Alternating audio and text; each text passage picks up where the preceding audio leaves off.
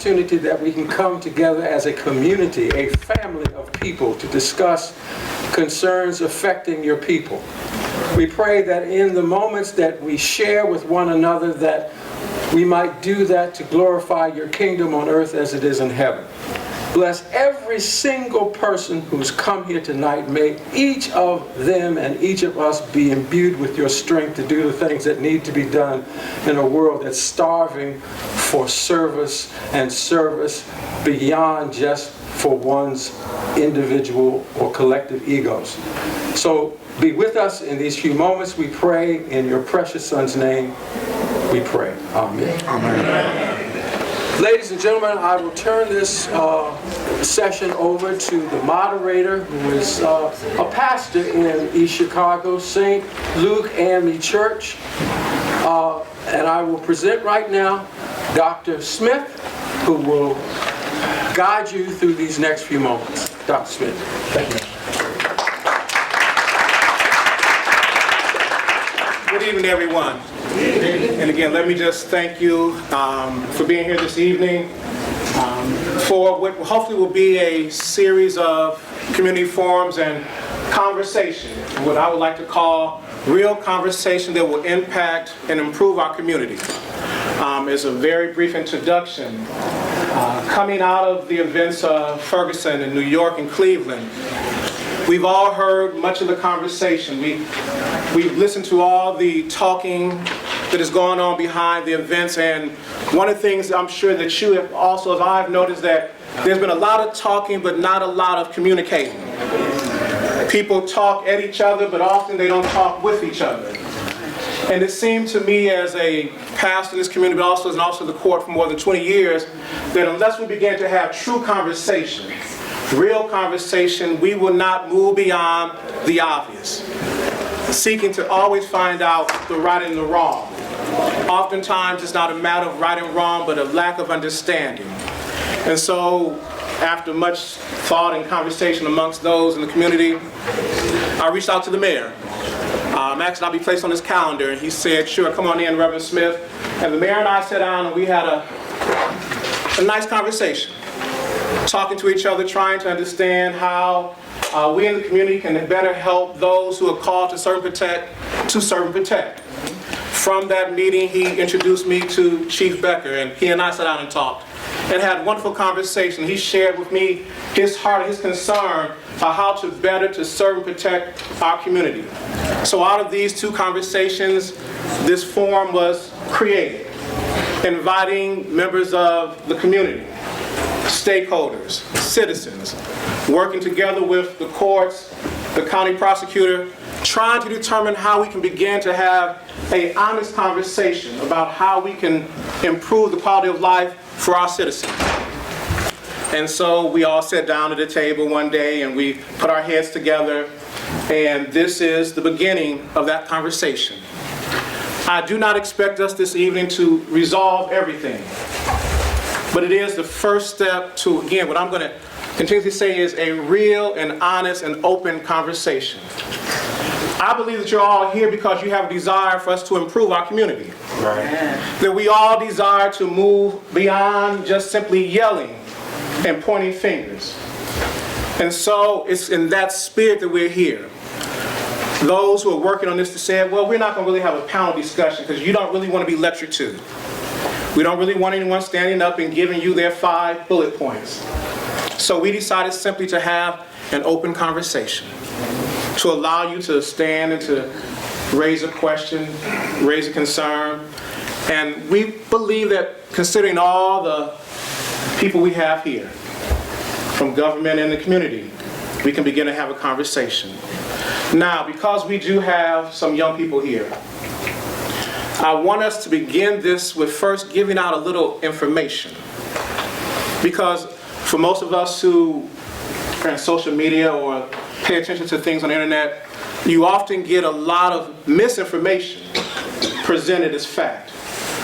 And when we began to talk about this conversation, because it revolves around the community and the police, I thought it would be best if we present some basic facts that everyone, no matter what you hear this evening, will understand initially.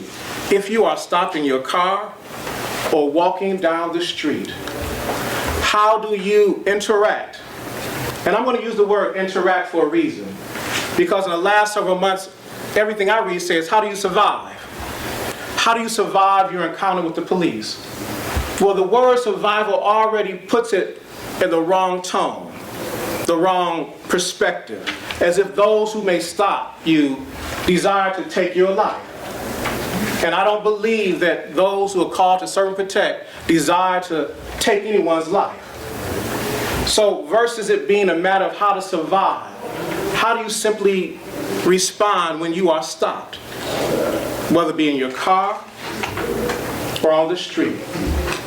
And that's where I would like for some information to be presented so that we all hear it, no matter how old you are. Because again, you may, on your way home, if you forgot to change your tags or fix that rear light, you may be stopped. So how do you interact with the police when you're stopped? And I was looking for, and I do not see her. So I'm going to turn to the prosecutor's office for a moment. Can I do that? Yes, you can. Come on up. Just like in church, be ye always ready.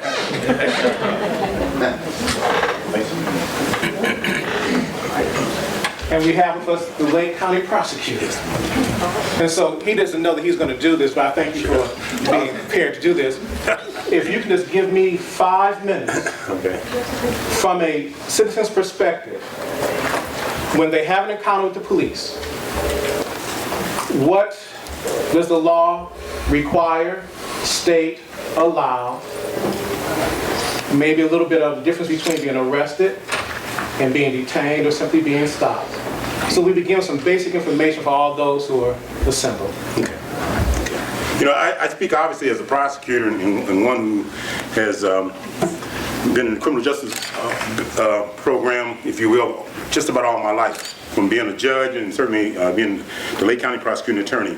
I tell my sons, and I certainly tell young people, and I speak quite often to schools and different groups, and some people think they take the opposite of that, thinking that that's not required, but I tell all of them, if an officer asks you to get out of the car, you get out of the car, under every circumstance. It's only going to get worse if you don't. It's not going to get any better. Now, unless you got some officer who's just totally corrupt and, you know, taking it back into the 50s or 40s and he's going to take you off into some woods and beat you and kill you and shoot you, you know, other than that, I believe 99% of our officers are going to just take the information and process it and let you go. I really do truly believe that. So in the scenario of that one who's going to take you out in the woods, he's going to do the same regardless of whether you get out or not. So, you know, my recommendation to anyone is to cooperate with the police, even if they're being unreasonable in your opinion. Another thing, too, is you cannot escalate and you cannot compete with a police officer. In other words, you can't talk over him. You really can't. Even though you may be upset, you may not understand why he's stopping you or why she's stopping you, but you need to just go along with the program. And there's a point in time when you can complain. There's a point in time when you can get a redress of that situation. And I truly believe that. Over my period of time being a prosecutor, I'm in my 19th, 20th year. We prosecuted over 70 police officers for various police offenses. And some of them are just normal offenses like an OWI or, you know, that any person could possibly get. So I'm not saying it was for corruption to speak of. But 70 police officers, and I had one of my clerks go over that and look, 70 police officers we prosecuted, and some for very serious crimes and others not. So police officers do make mistakes. But out of all of those situations, I've not seen one in my tenure here in Lake County where a life has been taken or life has been threatened by a police officer doing something improper. So first of all, what I would say is you should cooperate with any officer who asks you to step out of the car. Another issue comes up is, do you have an obligation to show some type of identification? And the answer to that by law is yes. The officer has a right to detain you for a limited period of time to acquire information in reference to the traffic stop, even if you're a passenger in the car. Even if you're a passenger in the car. And that's how many times we make a case. And those cases are being made for your safety and the community safety and society safety. So in other words, you don't know if somebody got an active warrant in the back seat of that car, and that person could be in danger of the officer, and that person could be in danger of another citizen if he's let go.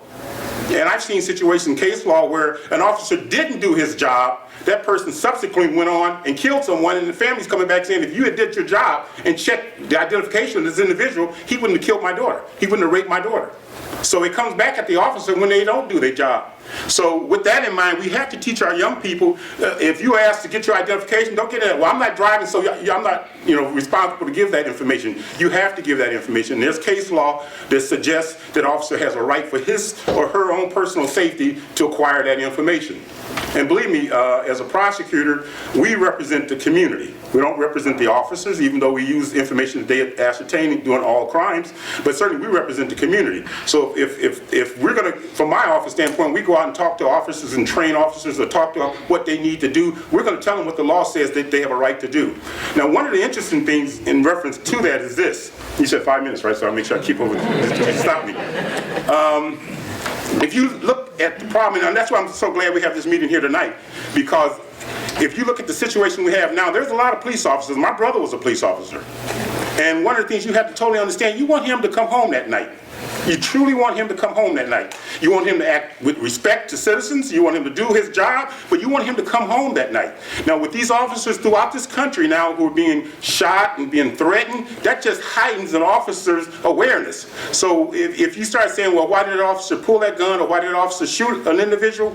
If he reasonably believes that his life is in jeopardy, and we're all Monday morning quarterbacks, even the prosecutor. When I see a case and we talk about a good shot or a safe shot or a justifiable shooting of a police officer, I'm looking at my desk weeks after the situation happened. I'm not under the pressure that officer is under. That officer is under a snap of the finger pressure. I got time to research it, think about it, massage the issues, go to the scene and see what the distance and look at the tapes and all that stuff. He did not, or she did not have that opportunity. So we truly have to understand is this: we need to demand that our police departments hire good, competent people, which I believe we do have a substantial amount of competent. When I say substantial, I'm talking about 99% of our police officers are there for a reason. And we need to insist that they hire people who have that sensitivity so you don't have to even worry about that issue coming up. And I think that's one of the things that we are getting into this society of ours now, where people blaming the police. But we've got to be very careful of that, because the police, a good police officer is there to protect all of us. All right, thank you. Yeah.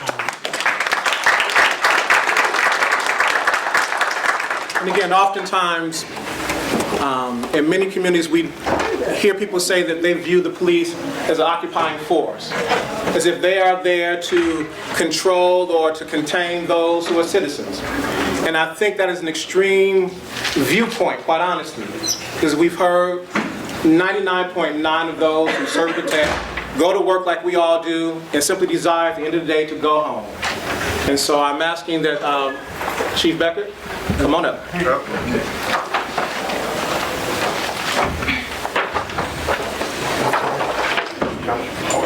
He's not going to give us a recruitment speech for the police department, but I think it's important to hear from the police department's perspective the challenges they face and how we as citizens can work with them and assist them that at the end of the day, everyone goes home safely. Thank you, and I want to thank everyone for coming. We have some very distinguished guests in the audience, and I promised them they wouldn't not have to come up here and give presentations and pass along their thoughts unless you asked them to. But Dr. Joe from the schools here, Chief GPD and his assistants are here. David Ryan, the Executive Director of the Lakeshore Chamber of Commerce, is here. There's notable. And I have to go on and on and on. And I just thank them all for coming. It's obviously a very important matter, and we certainly appreciate their presence here. And I know they'd be glad to field questions from you. And really, that's what we're here. We're not here to talk to you. We're here to get the discussion started. But we're hoping to hear from you what your concerns are. And we're hoping that as a result of it, you understand our concerns and what we're up against and the way that we view things on the streets.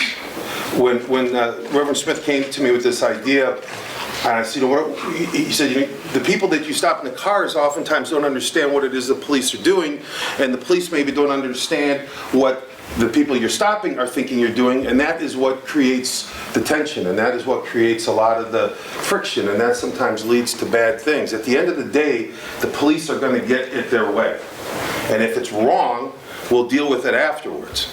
We have disciplinary mechanisms in place to deal with it. There's prosecutors that review police actions. We'll deal with it, but we just do not want people to get hurt. And when Reverend Smith came in, I showed him some training videos that police see on a regular basis. Most of them were traffic stops, simple traffic stops, where police officers were shot down before they could get out of their cars. And so that is the way that we are trained. When we pull a car over, we are right away looking into that car, looking for people moving around. What are they doing? Are they going to cause us a threat? We're not trying to be difficult, we're trying to survive that traffic stop. Just today, I received a couple of emails, as police usually do, from different parts of the country. Medora Heights, Minnesota. 18-year-old veteran pulls a guy over for speeding. Before he can get to the car, the man reaches outside and blindly fires 2 rounds, hits him in the head, and hits him in the chest and kills him. There's a simple traffic stop. There's a trial going on right now in Sioux City, Iowa, where an individual is pulling over a female and a male passenger for a seatbelt violation. A seatbelt violation. Stopped the car, the male got out, shot 8 times, hitting the police officer in the head before the police officer could get out of the car. We're talking about a seatbelt violation. He obviously was wanted on other warrants, but we don't know that when we pull you over. We don't know who it is that we're pulling over when we do so. And so sometimes police may appear a little bit demanding. Hopefully they appear professional, because that's what we want them to do. But sometimes they may appear demanding to you, but we want you to understand why that is. Because we get a daily barrage of looking at these types of incidents and understanding that if we don't do everything right every time, if we mess up one time, it could be our last time. Yesterday, someone walked into the Baltimore, Maryland Police Department armed with a bag of marijuana and a .22 caliber handgun. He was a member of a gang, and his gang paid him to try to break and breach the security of the Baltimore Police Department. They wanted to see how far that guy could get into the police department so that they could plan maybe some future attacks on the police department. Who does that? This is just a different world. Last year, we lost 121 police officers to various manners of death. 47 of them were shot to death. That's a 56% increase from the year before of how many police officers gave their lives by someone shooting them. Last year alone, we lost 2 police officers in Lake County. That has not happened. Two officers just doing their job. One was investigating a suspicious person who may have been involved in a shooting. And when he was talking to the person at the car, the person just appeared with a gun and shot him dead in his car before he could do anything.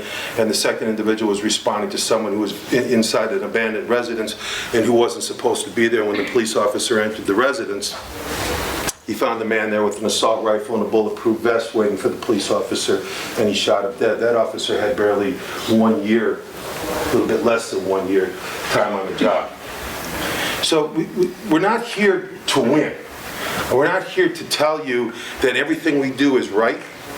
So we do make mistakes, but the purpose, as I saw when Reverend Smith came to us, was for us to have a conversation, for us to explain to you how we view the world and why some of the things that we do, and just as important, to listen to how you view the world. Bill Bratton, who's the commissioner of the New York City Police Department, he was the chief of police in the Boston Police Department, he was the chief of police in the Los Angeles Police Department, and then he returned to the city of New York. He was on a talk show on Sunday, I think, Meet the Press or whatever it is. I thought his words really struck home. He said, police and the community need to see each other. And I thought, what is he talking about, see each other? He said, we need to see what the person sees when we approach the car, and the person in the car needs to see what we're looking for and what we're seeing as we approach their car. In other words, communication, understanding each other, understanding what it is that we have to do to get home at night and what it is that you need to do when we approach that vehicle or we knock on your door with a complaint. So we're not here to lecture you, and I'm done talking. I'll be glad to answer questions as we go, as they come up. There's a host of dignitaries in here with a lot more knowledge and a lot more time on the job than me, and we're here for you. We're here to hear your concerns. You're not here to commend us. We're not looking for commendations. We don't need to hear how great we are. We want you to hear what concerns you. What do you not like? What do you not understand when a police officer approaches you? And maybe we can have that discussion to better educate you as to what it is we're doing out there, and we can both depart that traffic stop or that encounter safely, and we all go home safe and sound. And with that, I will sit down, but I'll be glad to answer questions as they progress. Thank you. Thank you. We do have some open seating over here in the front. So all the seating is open, so anyone who doesn't want to stand, feel free to take a seat over here. There may be, if we desire not to have a panel or a lecture series, so we want to hear from the community. Is there someone who has a question for the prosecutor's office, for the police, or would simply like to share their thoughts about how things are in their community presently, that we can begin that dialogue? And if so, just raise your hand and we'll go from there. Yes, you just stand up, sir, and just kind of speak loud. We don't have a mic. My name is Hagler, Ernie Hagler, retired policeman, 23 years. What I'm interested in, the question rather, is there a buddy system as far as the police when they go on a call? Is there someone that is there to back them up when they go into specific buildings, a trouble area, or are they gung-ho going in there by themselves? Number two, is there a supervisor readily available any and all times, and they respond to these specific incidents also? Chief Becker. Well, in answer to your question, we always try to provide backup when backup is warranted. And when is it warranted? A simple traffic stop, as I just cited, for a seatbelt violation can result in an officer being shot. So yes, we do provide backup to our officers each and every time, and certainly in the more dangerous of times, we'll send more than one officer to do that. I recall when I retired from the FBI and I went to the Portage Police Department for 4 years as the chief, there was not one traffic stop made in Portage where there wasn't another officer calling out that he was en route to back up that officer, even before a request was made. We always had two officers on every traffic stop, and people would say, "Why are you harassing us? Can't one officer do this?" Well, sometimes one officer can, and sometimes they can't. But we always sent two officers to a traffic stop. If you look in East Chicago, you'll oftentimes see two vehicles out there on a stop or on a call. Does a supervisor, if I understand the other part of your question, sure, does a supervisor respond to each and every call? He responds to the more serious calls. If you're pulled over and you want to speak to a supervisor and there's one available, we'll make that request, and a supervisor can come out and speak to you and find out what your complaints or what your concerns are. We have supervisors on every shift. We have lieutenants and we have sergeants working for every shift. In their absence, we have acting supervisors working. So there's always some supervisory position available. And certainly if you're not happy with something that happens out there and you're unable to talk to a supervisor for whatever reason, because perhaps they're at another call, you can always contact the police department that day or that night, or come and see us, and our door is always open. We have a fantastic administrative staff. We're always willing to sit down with the public and listen to what your complaints and concerns are, and we certainly reinstate that invitation as well. I hope that answers your question. I'll accept it. Thank you.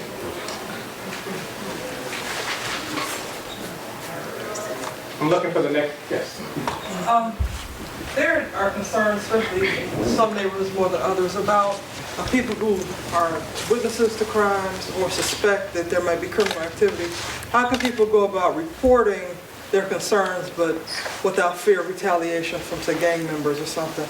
Can you kind of talk about how people in town can either anonymously report crimes or report things without it being obvious that they are the ones, reporting? That's an excellent question, and Mr. Carter can speak on it as well. One of the most frustrating things that we find in some of our investigations, especially the more serious ones, and I know the Gary Police Department is up against the same wall, and Chief McKinley and Assistant Chief Papadakis, feel free to chime in, is that people do not want to oftentimes get involved to help us do our job for either fear of retaliation, or they're just simply going to take matters into their own hands.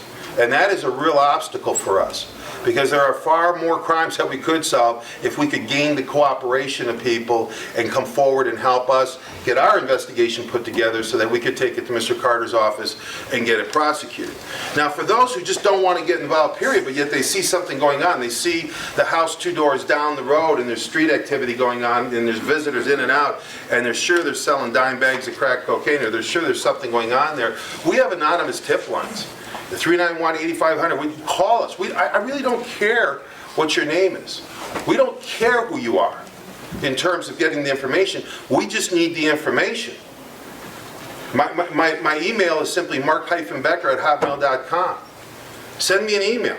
I'm not going to track you down, because the minute I track someone down, word's going to get out that, hey, Becker said this thing was anonymous, and it's not. If you contact them, they track you down. No one else is going to call us after that. We can't be everywhere, but we need to hear from the public. You've got to help us do our job. We cannot be everywhere all the time.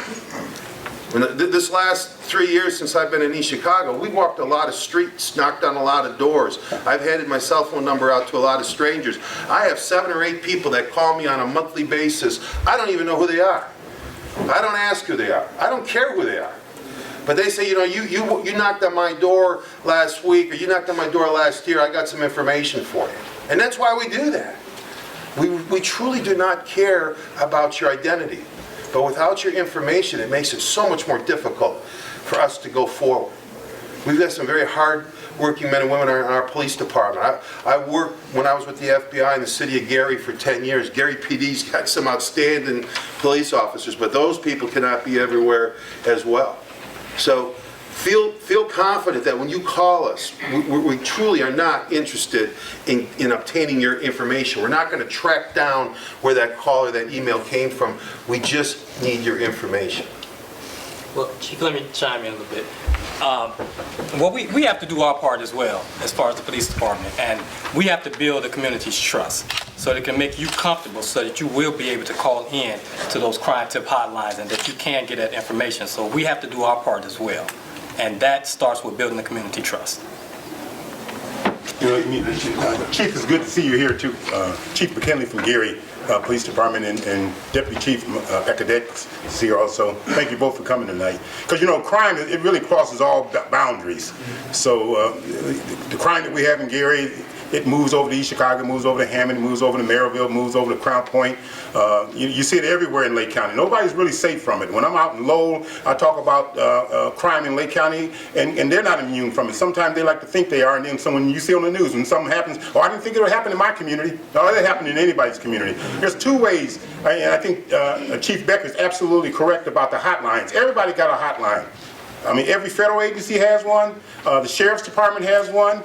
East Chicago has one. Gary has one. You have to utilize those hotlines, because there's only 2 ways to prevent crime in our society. One is by getting our children good educations. That's the first one. And then the second one is by the community being involved and complaining. And being that person that says, I'm not going to tolerate that on my block. There's no reason dope should be sold on my block. It won't be sold on my block. And you make those necessary calls. I get letters, I get calls from people saying, well, I don't want to go to the police department, Mr. Carter, but I want you to have this information. I like to have that information because I pass it on to the organizations and the different departments that are relevant to whatever the issue was. So I don't care who you complain, whether it's your pastor, you get something to your pastor, you think he's not or she's not going to give it to us with your direction? They absolutely will. We need to think out of the box in terms of preventing crime. The communities we have 19 different communities in Lake County. The communities that we don't have a lot of crime in is because they complain about anything and everything. Everything and anything. There's communities where if you don't take your trash can back within 12 hours after the trash man picks it up, you get a ticket and you have to pay that fine. And if you don't pay it, they levy your property. And they're doing that because they want to make that community safe, they want to make that community consistent, and any little thing matters. It's that broken window concept. And that broken window concept does work in our society. You complain about the little things, and the big things will be taken care of itself. So I'm convinced, and it's not, and it doesn't matter what people say when I say this here, but I'm convinced you can do more for preventing crime than any police officer ever. I wrote an article once in the Times, and I talked about you could put a police officer on every corner, and you're not going to reduce the homicide. You're not going to reduce the drug transactions. Because when we concentrate on the house, they go to the street. When we concentrate on the street, they go to the car. They have many different ways to try to beat us. But it's that community that does it. And another thing too, we know our family members, cousins, brothers, sisters, and whatever, we know what they're up to. We know what they're up to. And you don't want to snitch on your family members. But I think it's time that we do look at that, because they're going to be hurting your next door neighbor. They're going to be hurting your children. They're not setting the right example. And you can lecture to them saying, you know, one day, and think about this, I know in my family, the ones who are bad, we've told them, if you keep this up, something bad going to happen to you. How many times have we said that to a loved one or to a neighbor? All of us probably have said that to someone in our life. And sure enough, many of those situations, bad things happen to those people. So we need to engage ourselves to make sure we are truly a whistleblower, and we're not going to tolerate that in our community, because you cannot. And the example I gave, put a police officer on every block, every corner, and you're not going to prevent crime. But if you put an engaged citizen in that block, you're going to stop it from happening. You know, I can say, not because I'm the prosecutor, but ain't no dope being sold next door to my house that I know of. I don't see that traffic going back and forth. If I did, I would make the necessary calls. And I would do it anonymously, I would do it in person, whatever the case may be. I would prevent that from happening, because my daughter goes to school and she has to stand out for the bus, or she has to go to the corner, to go to the store, things of that nature. And I want a safe community, and it's my responsibility. It's not the police officer's responsibility. We're so reactionary, police officers, prosecutors. I'm definitely a reactionary branch, you know what I'm saying? The crime has to occur before I even get my hands on it for the most part. So what I do in turn is I kind of dedicate my whole life to going out lecturing, doing the things to try to get all of us engaged. Because we are police, the prosecutor, the judges, we're reactionaries after the crime has occurred. And we cannot be, and as example I use, we could be on that corner and it's still going on. So if the community is engaged and you don't tolerate it, you start reducing crime in your city. You certainly will. Whether it's East Chicago, Hammond, Gary, it doesn't matter. It will be reduced if you are conscious about it and won't tolerate it. Because the police are going to get tired of you calling, and they're going to do something about it. If it comes to dealing drugs, many times it takes us 6 months before we can get enough and that's why many of the community get upset with us, and I think that's rightfully so. But it can take us 6 months to work up a case where we can do a raid on a house, on a drug house many times. 6 months. That's a long time. But 6 months is better than nothing of it being done about it. And the problem too is that we have to work on in terms of the community. When we go and do our job, you got to let us know if that house goes back to that same situation, because many times it will. Somebody else will take it over and start dealing dope out of that same house that we just raided or we just arrested somebody out of. So, but we need to have you continue to call on that. So we really need a community of engaged people who have respect and want that community to be great. And it'll reduce crime. It definitely will reduce crime. I don't want to put Dr. Ferrandino on the spot, but I'm going to. Dr. Joe Ferrandino is from Indiana University, and he is like a hero to local law enforcement. What this man does for at no cost, what he and his graduate students do. But I'm just wondering if you could comment. We had a recent conversation about having an anonymous tip line incorporated into the Times newspaper, where they have the site. Has that progressed at all? Is that something that you see coming down the road? Yeah, I think you probably will. Those of you that aren't familiar with it, the East Chicago Crime Map is publicly available on the Times website, so it's updated every Monday for all the serious things that occur in the city. And the reason behind that is so people can look at what's happening on their block. Because really, I mean, we think of East Chicago, Gary, but what really matters is what's happening on your block, your neighborhood.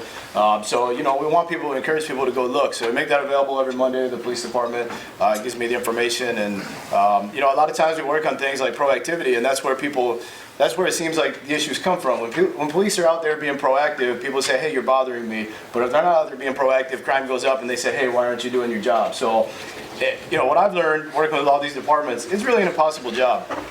You know, what we ask police to do is really impossible. What we a lot of times give them to do it with is hard. So, you know, think about a midnight shift. You know, I drove here today. I don't spend a lot of time in Chicago, more than I used to, but it was pretty dark out here. So think about, you know, a street that's pretty dark. You're going up to a stranger's vehicle in a neighborhood that's had some shootings recently. You don't know who's in that vehicle.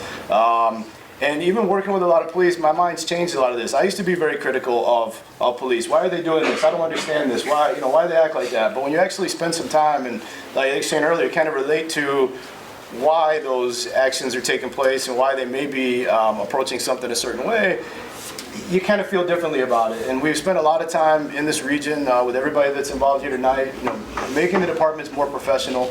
And I believe that the departments here have become more professional over the years. More is demanded of officers from citizens. But I think, I'll call him Professor Carter because he's been teaching for longer than I have. But I think this whole idea of the communities where crime doesn't exist, people are very involved. They call constantly for little things. I mean, they keep the police busy. And it may not be with serious crime, but like you said, something's going on next door. They call 5 times. They don't just call once. So we're hoping that, through that crime map, there will be an anonymous tip line that filters through somewhere else, so you don't have to worry about where the information came from. But policing is about information. If they don't have information, they can't act on it. Same thing. This is an information business. It's not about enforcing laws, arresting people. They have information that they need to get to do their job. And they also have gotten a lot better with sharing information back to the public. So I know East Chicago is very open to this. Whatever citizens have wanted in the past, the police department's been able to provide that in terms of information. So it's really about a flow of information. If you give them information and they don't act on it, you have a right to be upset about it. But a lot of times, why they're acting on certain places is information. Every homicide, for the most part, except ones that occur in a home, that gun is moving from place to place. That person's moving from place to place. Drugs are moving from place to place. That's either on foot or in car. So a lot of times when cars are being stopped, it's because that's where guns are being moved from point A to point B. That's how people move firearms. And people that are not allowed to have firearms are people that eventually end up using them. So when you see traffic stops, it's not just for the sake of pulling someone over to write a ticket. A lot of times tickets aren't even written. It's just a matter of that's how drugs and guns and people that are wanted move from place to place. So there's a reason behind an increase in traffic stops, being proactive, being in certain neighborhoods, showing a presence. So a lot of this is thought out. This isn't just, what are the police doing? There's a lot of thought behind policing. There's a lot of thought that goes into this, where the police are, what they do, how they do it, and ultimately building better cases so people can be prosecuted. So, I, personally speaking, I don't have a dog in this fight. I don't get paid by East Chicago. I don't have a father that works here. I'm not from here. But this is a fairly professional police department in terms of how they go about their job, but they can't do anything without the information received from people. So there's not a lot they can do. You can drive around the city. Try driving around the city. Just see how many crimes you see. Just driving around. That's not a strategy. That's just a guy driving around.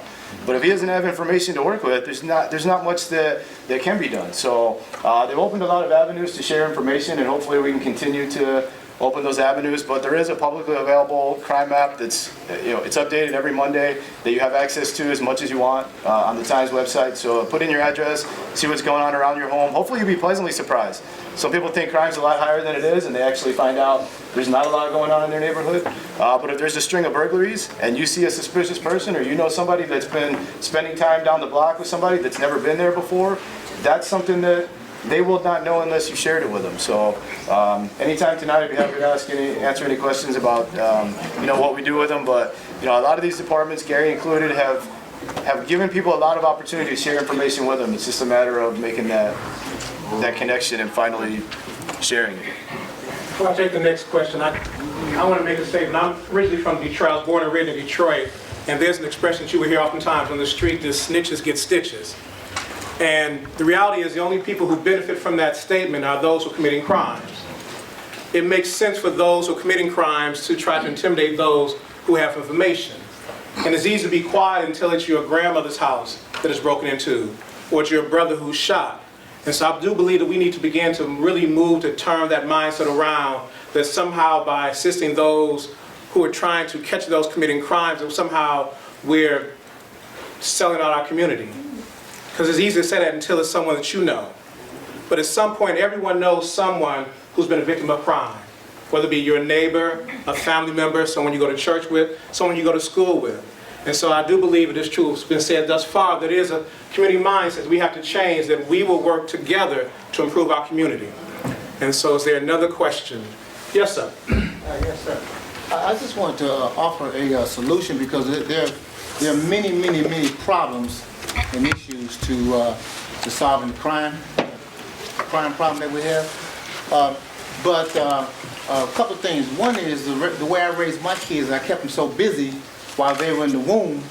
By the time they graduated, they didn't have time to hang out on the street. I kept them writing. One way we can keep kids off the streets is to keep them writing. They wrote essays all their lives. As a matter of fact, they were very successful in getting money for college. But then I took a look at what works in other communities where the crime rate is way down. And one of the things that communities do is that the schools interacts with parent groups. They interact with the chambers of commerce to find out what jobs are coming up, and then they properly prepare young people while they're in kindergarten for those jobs. They interact with parents on issues. All kind of, parents have all kind of issues. Some of as a parent myself, it seems like when you have solved one issue, you have another issue. So it's always an issue. But one thing I found about young people is when you give young people something to do, they'll never get into trouble unless they're just born, with so much of the devil in them that they can't help themselves. But my whole point is that one of the things, as a retired electrician of 42 years in East Chicago, if you get the certified payrolls from all the construction work that has been going on, you'll find out that in East Chicago, there's been virtually nobody in any kind of training programs in East Chicago. There have been no jobs, no trade jobs. When you deal with the manufacturing business, the commercial business, when you deal with all kind of projects, there's been no kind of structure put in place so that when these kids are going to when they're in grade school, kindergarten, junior high school, high school, and when they're in college, we can move them in to some different kind of jobs. And there are other issues also. But when you keep money out of someone's pocket, then it becomes an issue. And so we need to be involved with the Chamber of Commerce to find out what jobs are going to be coming up. The unions. I'm a retired electrician from Local 134 in Chicago, and I got 10 guys in the union by myself. I trained them. I got them in the union. When they said that you couldn't get people in the union, I know how to get people in the union. I know how to get people jobs. I know how to train people. But the climate has to be created so that we can do that. And unless somebody can prove me wrong, because I don't see it, and I've looked at all the construction work in East Chicago, it's not happening. So we need to make things happen so that all of our issues can be addressed, including the job problem. Thanks. Thank you. I think that's a great point. And as you know, I'm with the Chamber of Commerce, Lakeshore Chamber of Commerce. And we represent Hammond and East Chicago. And education is the key for these young men and women for the future and for the future of East Chicago. And I know that when you say that there isn't training available, Ivy Tech has tremendous programs right now that have started. Steel Workers for the Future, for America, that have started. They've been working with Safety Clean, been working with BP, been working with ArcelorMittal, and to get jobs created for young men and women when they come out of high school. But education is so important. You have to finish high school to make it happen. Dr. Joe, I'm sure, would back me up on this, to saying this too. If you're going to be successful, you have to go to school. Sometimes we don't like to go to school. Sometimes I didn't like to go to school. My mom made me go and read books I didn't want to read and so forth. And she was a great reader. She was a great writer. My dad worked at a gas station, and but he was the coolest guy I knew. And but anyway, education is so important. And just whatever you take away from this, you guys, you young women that are in this audience, this is what it's all about. You don't have those confrontational problems if later in life, a police officer stops you. You've been thinking, how to react. You heard the prosecutors say that if you're stopped, just answer the question. Don't refuse to show ID. Don't get out. Do something that's going to be antagonistic. But you learn these things just growing up, with your buddies, going up in school and so forth. So, Dr. Joe, what do you think with that? I was going to ask a question, but I will try to respond to this one. I got to tell you something, first of all. I'm new here, 6 months in the job. I'm not from East Chicago. I wasn't even born in this country. and I happen to be also probably the only Jewish person in this room. Is there any other Jewish person there? I feel minority right here. Having said that, one of the surprises that I saw in East Chicago was how many good kids we have. I know inner cities, I've seen all the houses which are bordered, I travel around, and my imagination of the buildings and our kids was what you see in some of the movies that is not desirable to see. But that was a surprise. We got beautiful buildings, we got beautiful kids. It is our job, and I accept as a superintendent, to make sure every kid is able to do math, reading at least, and many others. And if you could see this, our mission statement is learning for all, and all means all, whatever it takes. Now in 6 months or a year, we cannot reform schools. It takes time. And we are doing everything we can. We have a very good relationship with Ivy Tech. We hope to expand that. I'm still learning a lot. I don't know all the answer, but I know one thing. God doesn't create junk kids. And every kid in our society have to be successful. And that's our goal. Now I'd like to raise a question and ask a question. One of the things that also is a surprise to me, the divide in East Chicago. We have African American, we have pro-mayor Afro-American, we have against mayor Afro-American. We have Latinos, we got Puerto Ricans, we got Mexican. I think one of our presidents said, there is no Republican, there is no Democrat, there is no conservative in America, there is no liberal. We all are American. We have to be united. Now, I've been in a lot of white community, a lot of African American community, never in Latinos, but I'm learning a lot and I'm enjoying that. My question is, what is the role of our religious leaders to tell, regardless of being white, being African American, Latinos, that you have a right to go to the police about your brothers. Once the color become the issue, we hesitate to go to the police. We have a problem at the school. When there are problems, they know who started it, but they won't tell us. They won't tell us because they have the same color, or the same religion, or the same nationality. And I believe it's very important for a religious leader to talk that, hey, all of us are brothers, all of us are sisters, and we need to do right for our kids. Our kids are the one who is being hurt. So I'd like to hear a response about what's the role of churches and civic organization about breaking this divide of the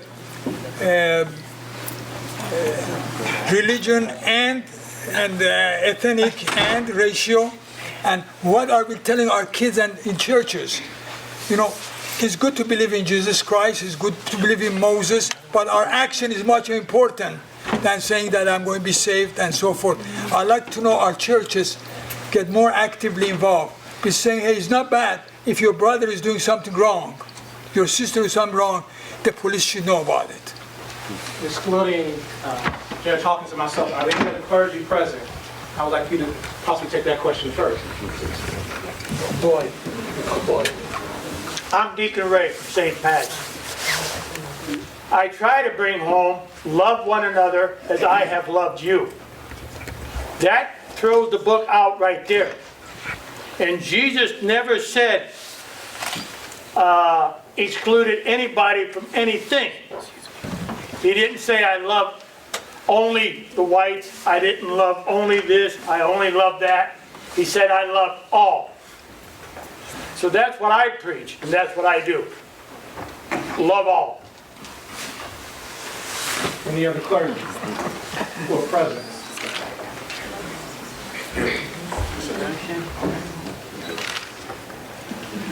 Good evening. And we like to thank those who are responsible for this forum tonight.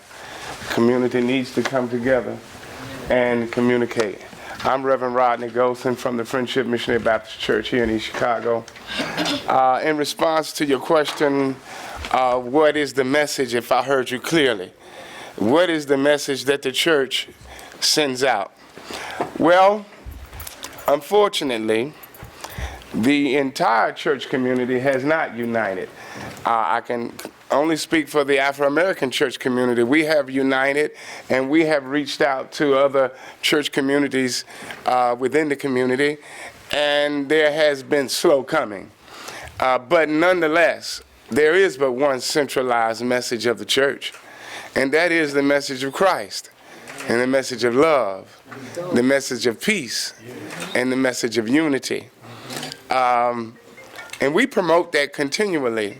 And we also try to work together with the community to bring about a positive change. We're talking about, I'm hearing several different subjects here, and I apologize for being tardy, but I'm hearing police establishing good relationship with the community, and then I'm hearing about the future of our children. What is the central theme of our subject here this evening? And I may be better able to address that. Is it to establish good relationships with the police department, or is it to focus on the future of our children? I mean, that's a broad subject, and we could be here all night talking about it. If we're talking about good relationships between the law enforcement, that's so important. And I think we've spoken with them once before in one of our ministerial meetings about doing whatever it takes to eliminate that distrust that many of the people in the community have for the police because of some of the things we've heard, some of the things we've seen on television. So there is a mistrust, and if the police wants to do anything to try to strengthen that relationship, some of the things you're already doing, but also I was thinking perhaps initiate or help initiate a cleanup drive throughout the community, because one thing elevates people belief in themselves and pride in their community is when they clean it up. I'm tired of looking at different communities. When I leave one community and go to another, I know where I am. Our community has a signature. And I do believe when we start initiating and people seeing the police and city officials rolling up their sleeves, getting their hands dirty, picking up trash, and then inviting others to participate in this community effort, it starts again, as I heard, with education. No doubt. We already know education is a proven fact, is a ladder and a bridge to bring about a positive change. So why aren't we trying to initiate parent involvement? We already know all school districts where parents are directly involved, children perform better. Right. We know this. Parents have to get off. Parents have to take a part. Parents have to take a part in their children's education. Yes. And then there's other things we can do to make our community safe. A lot of people are walking, exercising. Well, get up in the morning and walk the route that the children walk. Walk the route coming home. We have to make sure that our children are safe. That's right. We can't leave it up to the police department. That's right. And overall, I do believe that the police force is good. There's always going to be some rotten apples. That's with any vocation. Is that not so? Right. But if we really are serious about addressing this issue and not just staging a show for this evening, we got to leave here this evening determined to work and do things. I mean, leave here, let's go to work. Let's initiate a cleaning campaign. Let's initiate a parenting campaign. Let's work with the police. They are reaching out to the community. I hear their desperation. Let's reach back and work with them. And I have one other thing I want to say before I take my seat. If we study the lessons from the past, the civil rights movement has taught us how to bring about peaceable change. And what made the civil rights movement so impactful in this country was one main ingredient: They were not afraid to die. That's right. I hear you people talking about you're scared to turn in people and call. I mean, yes, you might lose your life.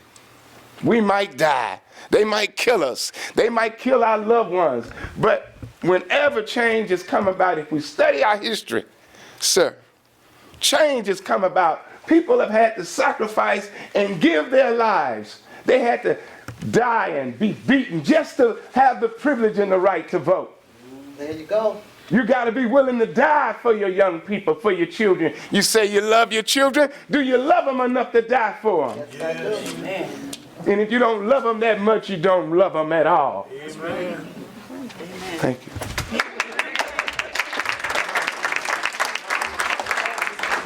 What I want to do before we, in our next question, I want to find out if there's someone who's under the age of 21 who would like to raise a question. I've heard a lot of the seasoned members of the community and officials speak, but I'd like to know, since we tried our best to get as many young people as possible, if any of them have a question or concern they would like to raise.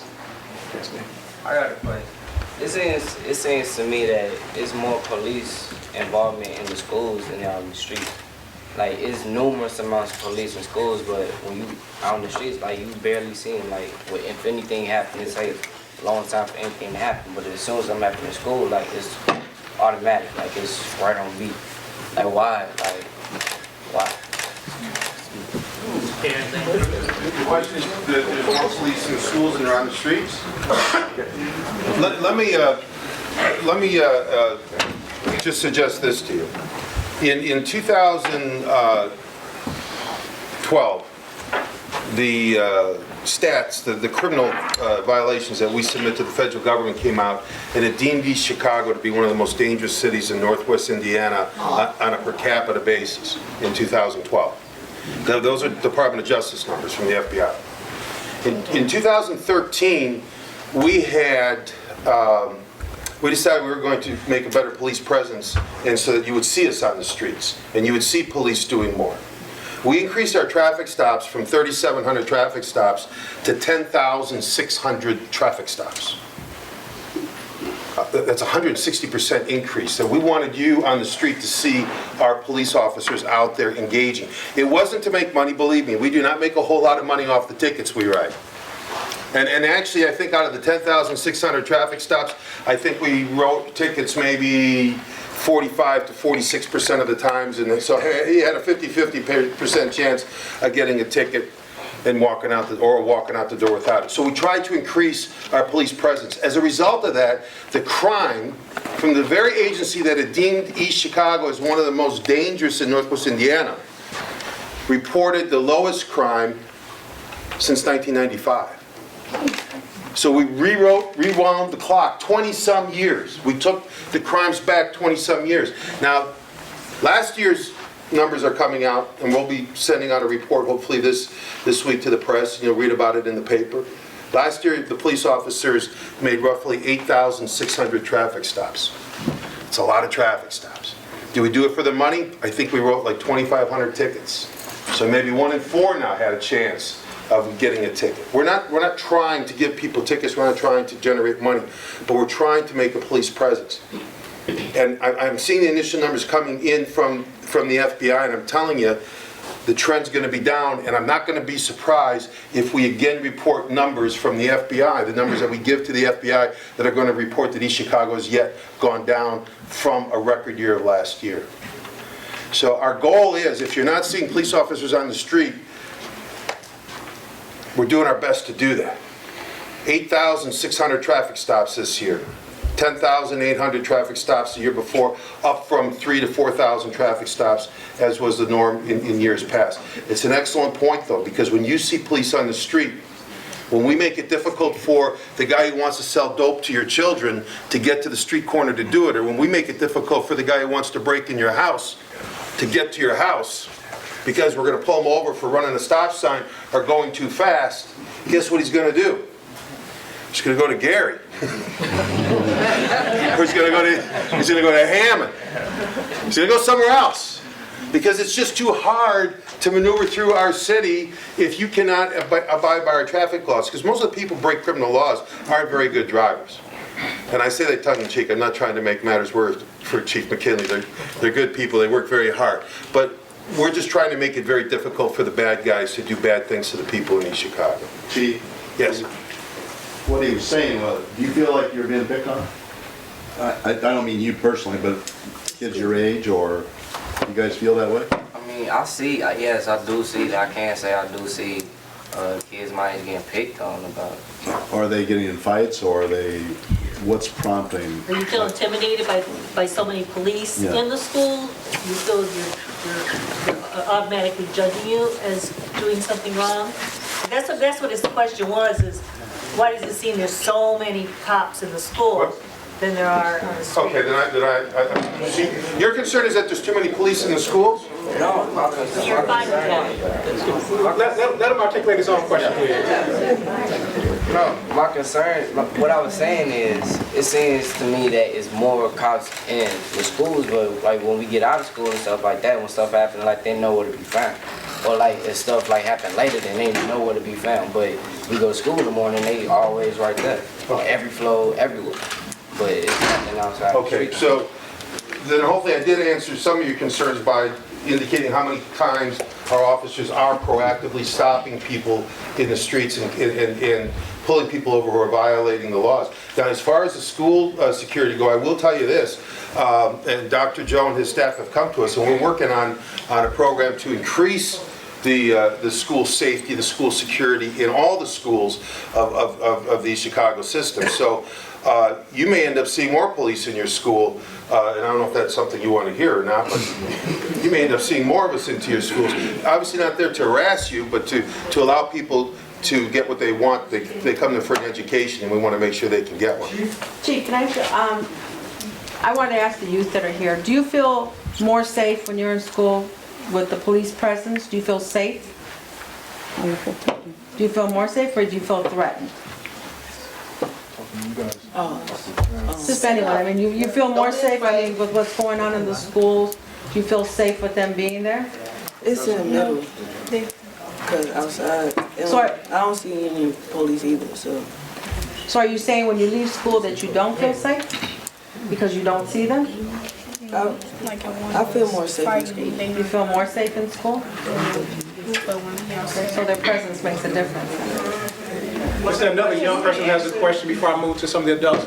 Yeah, the reason we have policemen here in our school, we have our Board of Education have decided we have to do whatever it takes to have safe schools. So we spend a lot of money to hire policemen, security people. If we are not perfect, but they're present there, and that make it much, much safer in our opinion. So we're investing. That's what you don't, I don't know why, I mean, they invest too, but there are so many, in larger area. Ours is much, so our Board of Education have decided safer school is very important. And that's why we're spending money. We hire those people to do the job. Another young adult who has a question. I'm not that young, but Young. I have a question about if during the civil rights movement, if they made sacrifices for us, for everyone to vote, then why don't we take advantage of that?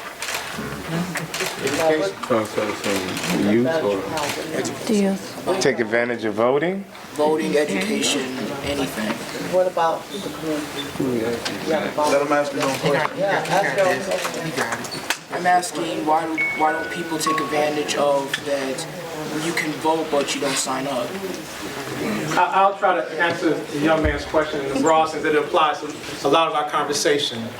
Again, he wants to know why our primary African American community, considering our history, not the first ones to the poll to vote, it speaks to really, I think, the general hopelessness that we all feel when we talk about those who are concerned about our schools, those who are concerned about the lack of employment opportunities, those who are concerned that if you see crime that you can't report it. It speaks to a broader sense of a lack of hope, the sense of hopelessness that abides really within a lot of our communities. So that speaks to a lot of why people will not vote. They don't believe their vote will change, will matter. The same way they don't believe that if I make a phone call to the police, it's going to change what's going on, or as they say, what's been going on my street for a long time. Okay, but they're skilled people. I'm gonna start with you, sir. I saw your hand a while ago. I think one of the issues we have is we have too many people who have suggestions, not enough people doing anything. Right.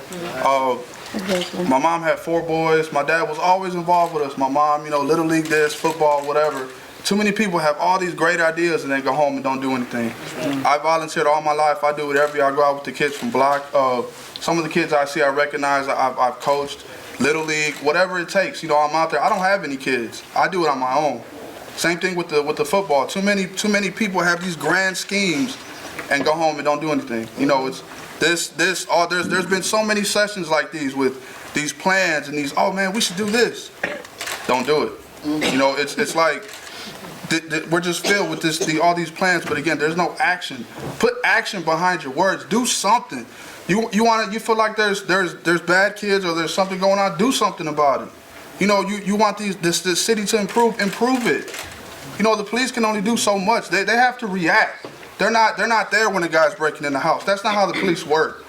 You know what I mean? And I feel like there's too many people complaining and not enough action. If we worked as much as we complain, there it is. We have a better city. But Dr. Fernandino, I graduated from IUN. I have another brother who has his degree. I have another brother who's an electrician apprentice. I have 2 cousins that are electricians that were born and raised here. The excuses, stop. Do something, go out, do what you have to do, but stop with the excuses and come up with the plan and execute your plan. If you want to clean up, go clean up.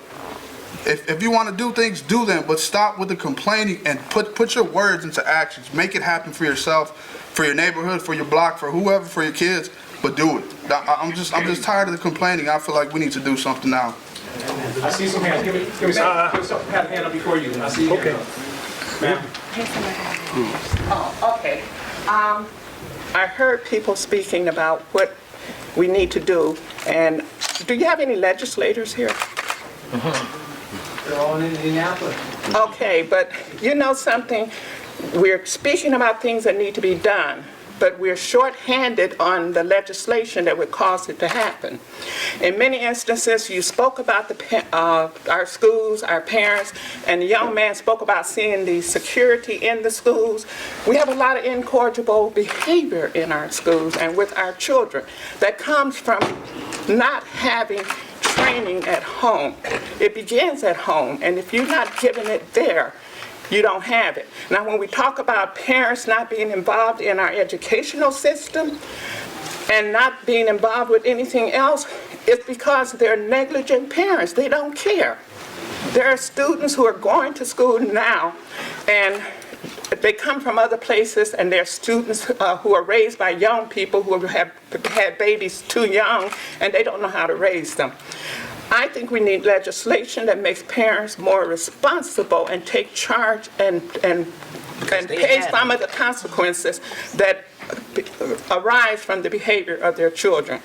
If there is proper legislation that makes the parents become truly involved, that's where we've got to start, because if the parents aren't involved and you don't get the continuous training, correction at home that has to then pour into our schools, we're not going to get anything as far as our children go. Because discipline starts at home. I'm speaking. Well, okay, I'm sorry. And then, it's accountability for families and our society. And I think our police officers, if we don't have the legislators here, I think there's a strong element. I thank Mr. Carter for being here. He's speaking out on behalf of the department that enforces prosecution of crime. We have our police officers, and I want to thank you because I have seen improvement in my area. Except I have one other concern there. When the people are making raids, because I think within the last 2 or 3 weeks, I've come out and I've seen transactions going on.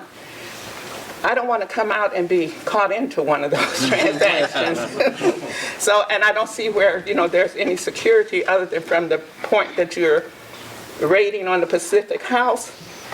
But that's just something else that I hope the police would consider. But I really think you need to contact our legislators.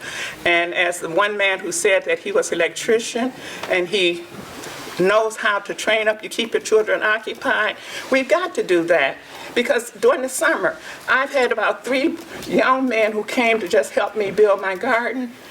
And all they were looking for was opportunity to be engaged in something, to earn a little money. And I believe one of those young men came, and I don't think he had food at home.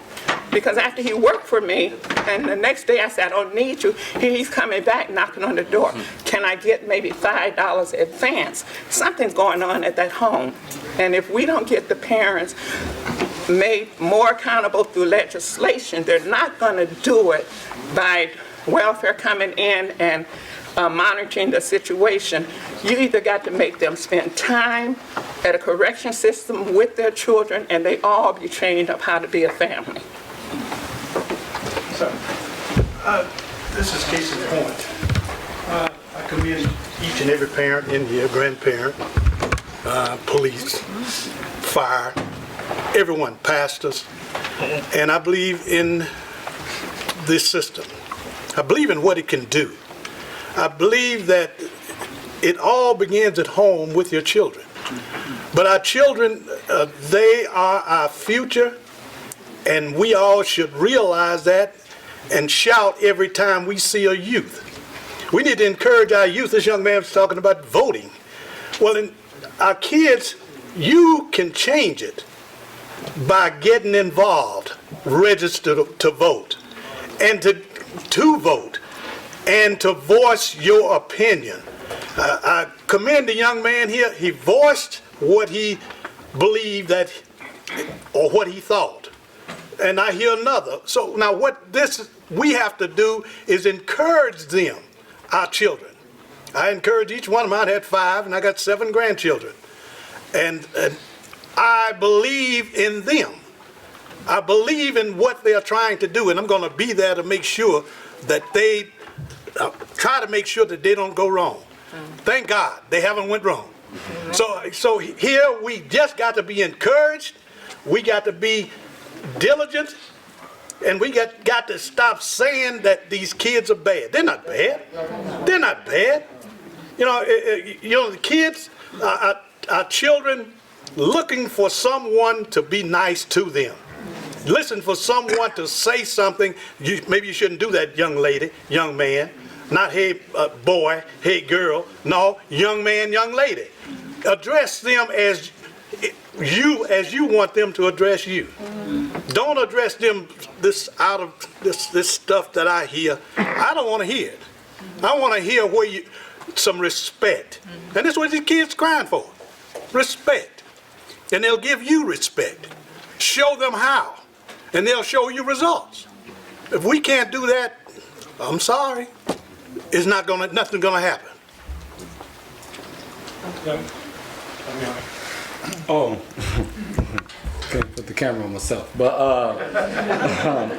I mean, as just like listening to everyone, I guess I'm kind of caught in the middle. I'm actually 21, and when I look at the community, with like what Chief Becker is talking about, I actually know the young man that was saying about the security in the school. One thing that I could see about youth is when I was in high school, I kind of went under the leadership of Mr. Kendrick, which was the choir director over there at East Chicago Central High School.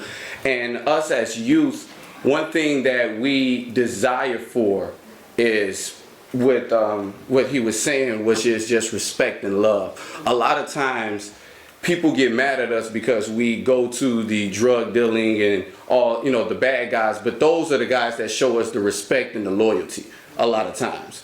Those are the people that's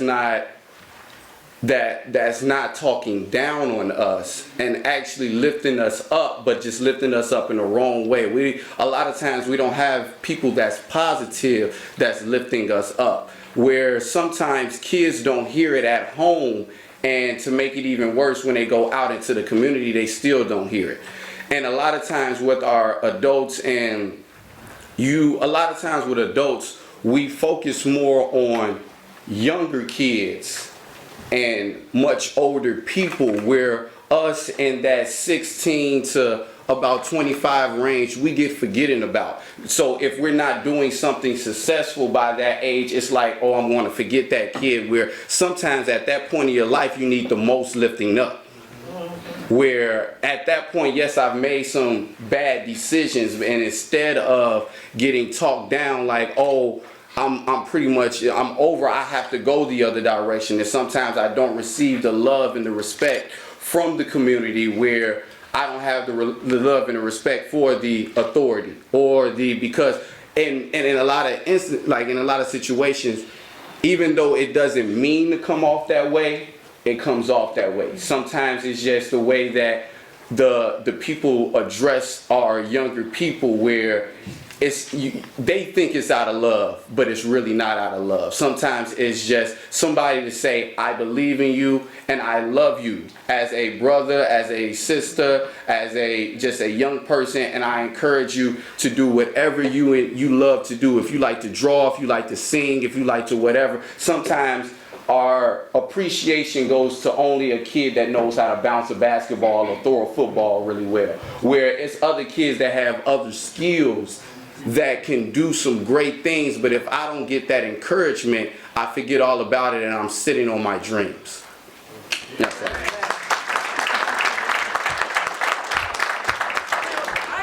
just want to think I'm correct, making a correction. When you said that we don't vote, we do vote. The thing about it is that in Lake County, Afro-Americans vote more than any population. Remember that, we do vote. It's not that we don't vote at all. If you look at the voting count, at the voting rolls, and for 2012, that election, you can even look at the general elections. Where do the votes come from? They come from where we live, in Hammond, East Chicago, and Gary. We vote more than anybody. We need to vote more.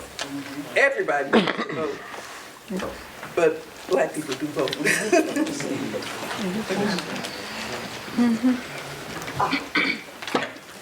Yeah, I live in Chicago. I live in the Calumet area.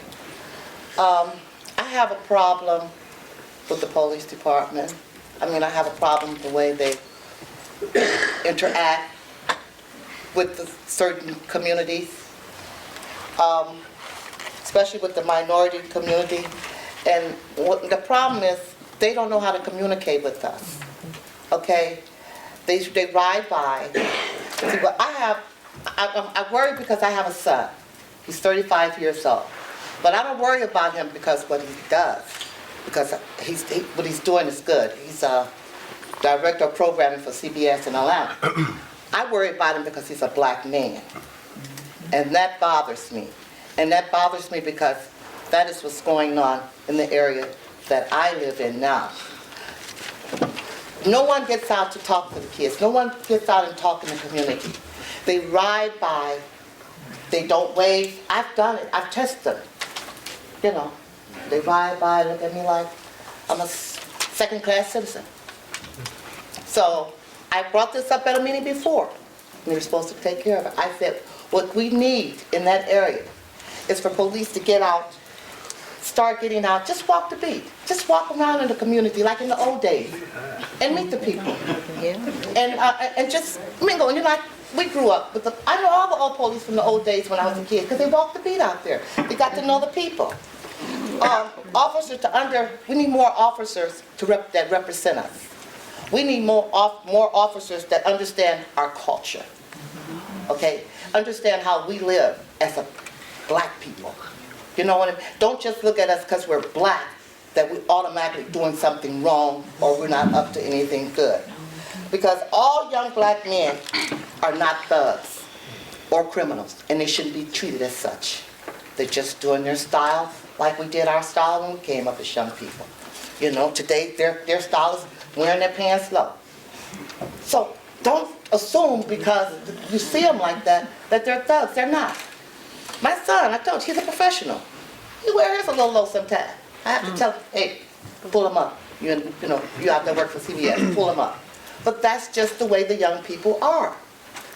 And in my area, Calumet is really neglected. Far as police, Like he said, he walks through communities. His group, they get out and they walk through, you don't walk through Calumet. They don't come out and walk in Calumet. Look that way. You don't walk in Calumet. You don't even come that way. And you know, I'm not gonna bring up what happened, but you know, I filed a couple of complaints. Nothing's been done, but I've asked you at the last meeting, I told you, Becker, come on out. If you're afraid to walk, I'll walk with you. Walk out there. Meet the young people. Meet the people in the community. We want the same thing for our families that you want for yours. We want the same thing for our kids that you want for your kids. Just get to know us. All black young men are not threatening to you. So just come out, walk the beach. I'll walk with you. You have no problem. This is what I want you guys to do this summer. And I promise you, you'll have a different view of that area. Well, and I really appreciate those comments, because as I said, we're not here to be commended, we're here to hear your concerns. I will tell you, however, though, that this year, we put 20 police officers through training on bicycles so that we were in your community. I drove through your community at least twice this summer.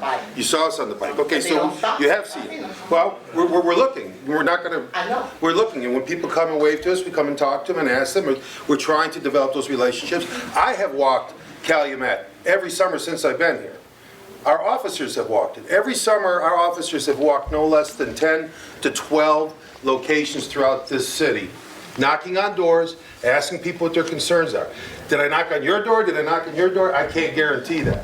But I can tell you, we have records of the areas that we have walked. I know I've walked Calumet. I personally have walked Calumet twice, and I've personally driven my bike through Calumet on 2 different days.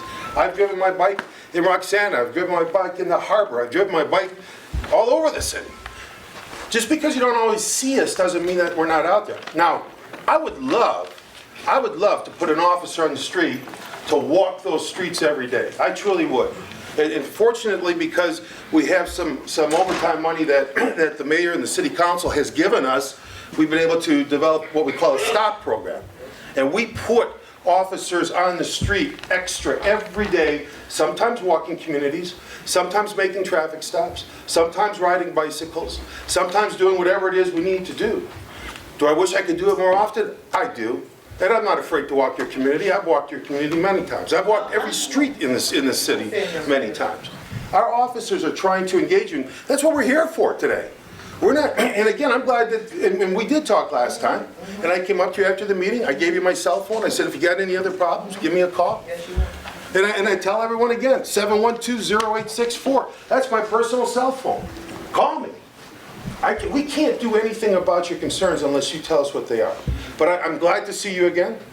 I don't mind the criticism, because it's from the criticism that we grow stronger and better. And I'm going to make it a point that you see us more. And I'm criticized because I care about my community and I want them to be treated right. I agree. In the other community in the area. You know, that's all. And you know, I don't, from day one, I've been, in February, I've been here 3 years. In the first month that I arrived at this police department, the officers will tell you that they enter into a contract with me.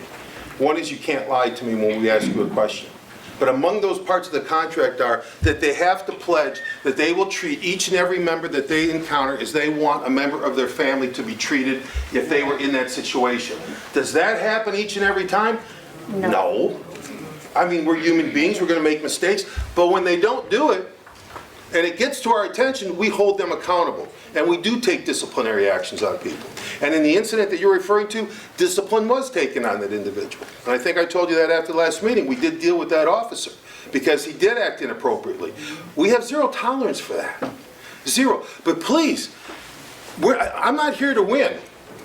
I'm not here to beat anyone down. I want you to call us and let us know when you have issues such as this. We will come out.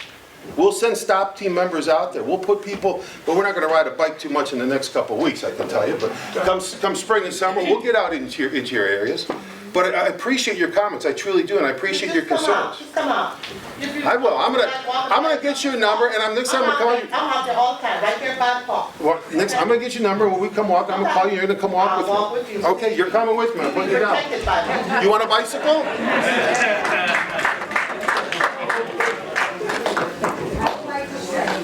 one thing that we need to do in this community is listen. Listen to our youth. This is what we need to do. We need to do roundtables at these centers. We need to listen to them. We need to set themes for them. We need to listen to them and see what it is that interests them. Until we reach them and the parents, we're not going to get anywhere. I've run through this community with many preachers, with Pastor Goldston, with Reverend Rivera, with a lot of people, community leaders in this community. And you know, I myself have a passion of working with the children. I myself, so that everybody now will know, I was an orphan from Pennsylvania Avenue. But my brother and I grew up in this community. And if we give up on this youth, we're giving up on our future. On our future. They are our future. And I'm not going to give up on these children and this youth. You know why? Because if I give up on them, I'm giving up on my own children. Yes, you are. I run through the whole city of East Chicago and everything that I could do to make this better, from the young all the way to the old. And I think one thing that we need to bring back to this community is volunteerism. Because each and every one of us here in East Chicago needs to know what volunteerism is.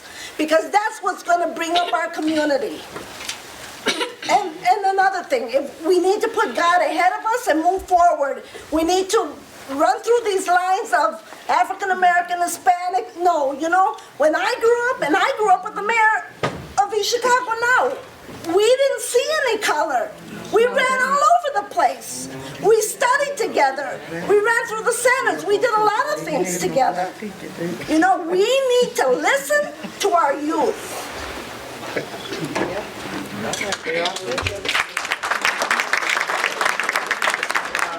Young man right here will be our last question or comment for the evening. All right. Just one thought I had, especially when we were talking about communication, and then with the police in the schools. I think it might be a good idea to make sure that the police that are in the schools aren't as stoic, because these aren't full-fledged adults that they're dealing with. I mean, I don't know how the cops are in the schools. Not sure if they're super gung-ho like some cops, but I would think that since we're dealing with children, that these should be the more lax cops. Not to say that the kids shouldn't be held accountable to some degree, but who's the adult in the situation? And then when you have the cops that might be kind of oppressing, that leaves no hope for the children. That's one thing I would say. So that's it. If I can just respond to that, and that's an excellent point. And as I mentioned, Dr. Joe and his staff have been working with the city to review our police presence in the schools. We want to have a more consistent police presence. We want your son, your daughter to know the name of that police officer each and every day. We don't want to put a different police officer in that school on Monday and one on Tuesday and one on Wednesday, because that's not how relationships evolve. So we keenly are aware of your concerns. We are looking at a program now. Hopefully we'll have it underway by the next school year, where we have a school resource officer program.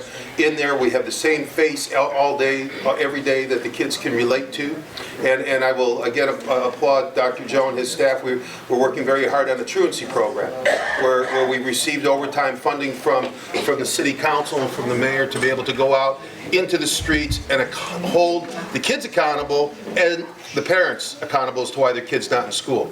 Because the attendance rate at the high school is not at 95% where it's supposed to be. And if those kids aren't in the high school, they're not learning anything. And if they're not learning anything, and I've heard that message 3 or 4 times from now, they're not going to get the kind of jobs that they're going to need to raise and survive a family in the future. But we are aware of that, and you're absolutely right. It does take a special officer to be a good school resource officer, and that's the program that we're working on now.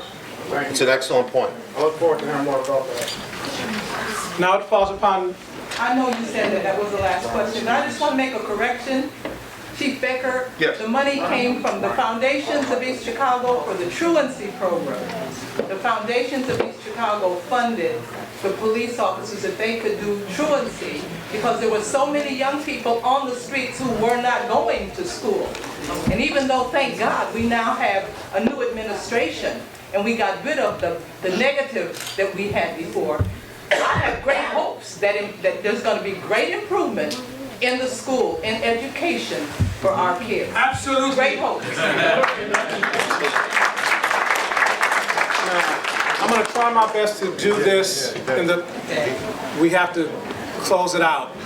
So let me try my best as a moderator to try to weave this all together.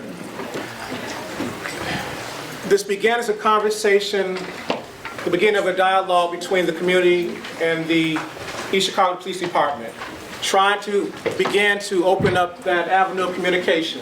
The police would hear the community would hear the police.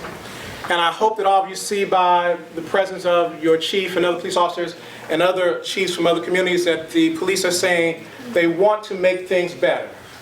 I hope that the police, by seeing the diverse community here present, understands the community needs you to see and to hear. But I hope all of you also understand that as we talk about improving relationships between the police community, that a lot of it has to do with also simply how we leave our house. So that's why you heard about the need for us to invest in our children, to be involved in their schools, to invest in their lives, that when they leave school during the summertime, even during the school year, that we give them things to engage them, that we're building them up, that we're listening to them, that we're supporting them, whether they can throw a ball or jump or sing a song.